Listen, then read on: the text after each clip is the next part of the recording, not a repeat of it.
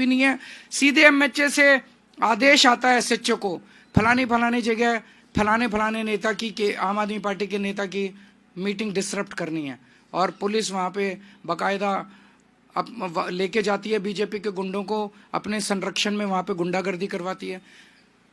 दिल्ली के अंदर अब केवल आम आदमी पार्टी नहीं, कोई पता चल जाए कि आम आदमी पार्टी का समर्थक है, आम आदमी पार्टी का वोटर है, उसको भी नहीं बख्शा जा रहा, उसको डराया जा रहा है, जैसे अभी इन्होंने कहा धमकाया जा रहा है, डराया जा रहा है। और पूरी दिल्ली के अंदर एक जबरदस्त डर का माहौल है कि खबरदार अगर आम आदमी पार्टी को वोट दिया तो। दिल्ली ने इस तरह की हिंसा कभी नहीं देखी थी। दिल्ली एक शांति प्रिय स्टेट है, दिल्ली एक सभ्य लोगों का शहर है, दिल्ली पढ़े लिखे लोगों का शहर है। तो मैं ये पूछना चाहता हूं कि क्या दिल्ली ये सब बर्दाश्त करेगी? दिल्ली ये बर्दाश्त नहीं करेगी। मेरी अपनी 3 या 4 सभाओं को इन लोगों ने डिसरप्ट करने की कोशिश की, और बड़ी खूबसूरती देखिए कि वहां जो ऑडियंस में लोकल जनता आई हुई थी, महिलाओं ने खड़े होकर जो बीजेपी के कार्यकर्ताओं को खदेड़ा, वहां से उन्हें दुम दबा के भागना पड़ा। तो मैं दिल्ली की जनता को कहना चाहता हूं कि दिल्ली हम सब लोगों की है, इन गुंडों की नहीं है दिल्ली। हमें दिल्ली को बचाना पड़ेगा, आपको दिल्ली को बचाना पड़ेगा, अपनी दिल्ली के लिए, अपने बच्चों के भविष्य के लिए, दिल्ली के भविष्य के लिए आपको खड़े होना पड़ेगा। अगर कहीं ये डराने की कोशिश करें, एकजुट होकर इनका सामना करना पड़ेगा। हम देखते हैं, हम सब 2 करोड़ लोग देखते हैं कि कैसे ये बीजेपी वाले दिल्ली को बर्बाद करते हैं। हम नहीं होने देंगे दिल्ली को बर्बाद।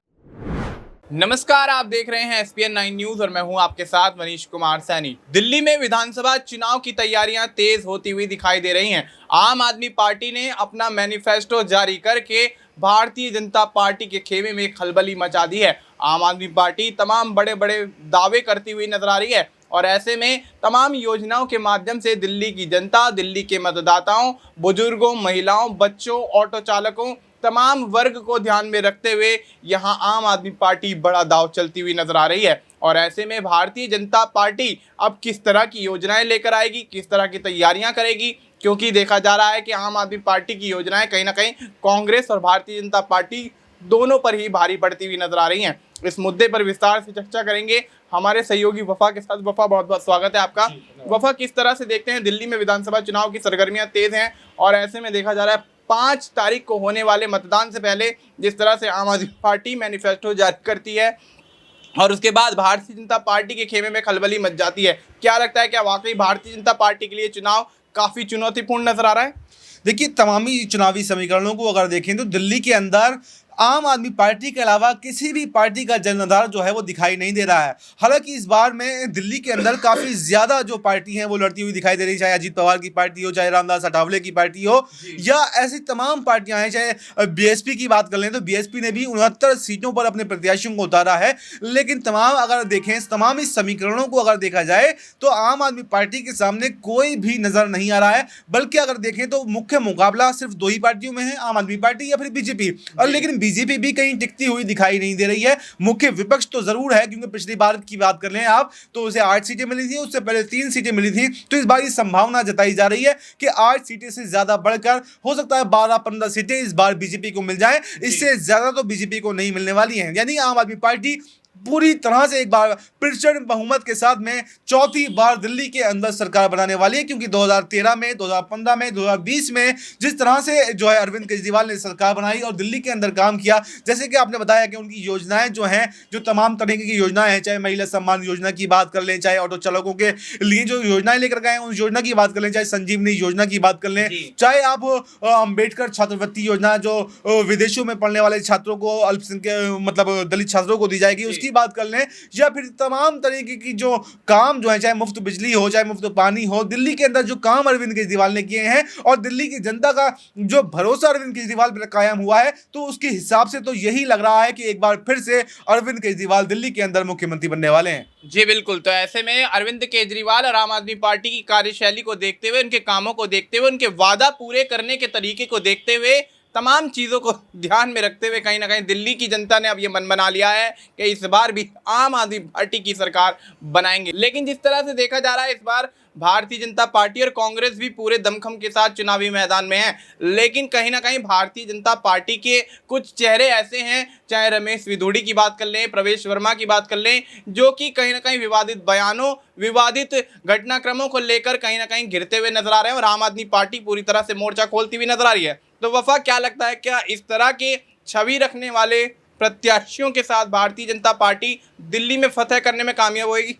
देखिए, जिस तरह से रमेश विधुड़ी ने पहले प्रियंका गांधी को लेकर के बयान दिया, फिर उसके बाद में आतिशी सिंह को लेकर के बयान दिया, केजरीवाल पर बयान दिया, और आतिशी सिंह पर एक बार नहीं बल्कि दो तीन बार जो है रमेश विधुड़ी ने विवादित बयान दिया। उन्होंने कहा, पहले तो कहा कि आतिशी ने अपना बाप बदल दिया, फिर उसके बाद में बयान आता है कि आतिशी दिल्ली की सड़कों पर ऐसे दौड़ रही हैं जैसे कि हिरनी। फिर उसके बाद में तमाम तरीके के बयान जो है रमेश विधुड़ी ने दिए। फिर प्रवेश वर्मा अरविंद केजरीवाल पर लगातार हमला बोल रहे हैं। लोगों में देखा जाता है कि पैसे बांटते हुए दिखाई देते हैं, लोगों में जूते बांटते हुए दिखाई देते हैं। तो मुझे लगता है इन तमाम तरीकों से बीजेपी की दाल जो है वो दिल्ली के अंदर तो नहीं गलने वाली, क्योंकि दिल्ली के अंदर हिंदू मुस्लिम का मुद्दा नहीं चलता, यहाँ पर काम विकास का मुद्दा चलता है। और जैसे बीजेपी तमाम राज्यों में हिंदू मुस्लिम का मुद्दा लेकर के आती है, तुष्टीकरण की राजनीति करती है।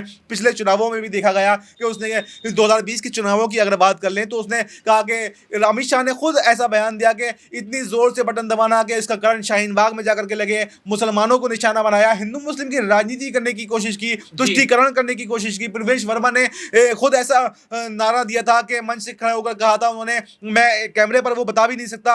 यानी कि तमाम तरीकों से बीजेपी पहले भी इस तरीके के नुकसान उठा चुकी है। लेकिन मुझे लगता है कि बीजेपी ने अपनी हार से दिल्ली के अंदर कोई भी सबक नहीं लिया है। वो ऐसा सोच रही है कि जैसा और राज्यों में हम तुष्टीकरण करके जीत जाते हैं, दिल्ली के अंदर भी हम जीत जाएंगे। लेकिन मैं अब तक के चुनावी समीकरणों के हिसाब से, अपने अनुभव के हिसाब से ये कह सकता हूं कि दिल्ली के अंदर बीजेपी की दाल नहीं गलने वाली है और एक बार फिर से दिल्ली के अंदर आम आदमी पार्टी सत्ता में वापसी करती हुई दिखाई दे रही है। जी बिल्कुल, तो ऐसे में इस बार भी दिल्ली के अंदर आम आदमी पार्टी सत्ता में वापसी करती हुई नजर आ रही है और भारतीय जनता पार्टी की दाल जो है वो कहीं ना कहीं गलते गलते रह जाएगी। और इस बार जिस तरह के समीकरण सामने निकल कर आ रहे हैं, दिल्ली की जनता, दिल्ली के मतदाता जो मन बना चुके हैं, उस मन को देखते हुए यही कहा जा सकता है कि एक बार फिर से अरविंद केजरीवाल दिल्ली में मुख्यमंत्री पद पर काबिज होते हुए नजर आ सकते हैं। क्योंकि जिस तरह की कल्याणकारी योजनाओं के माध्यम से अरविंद केजरीवाल ने चुनाव के शुरुआती दौर में ही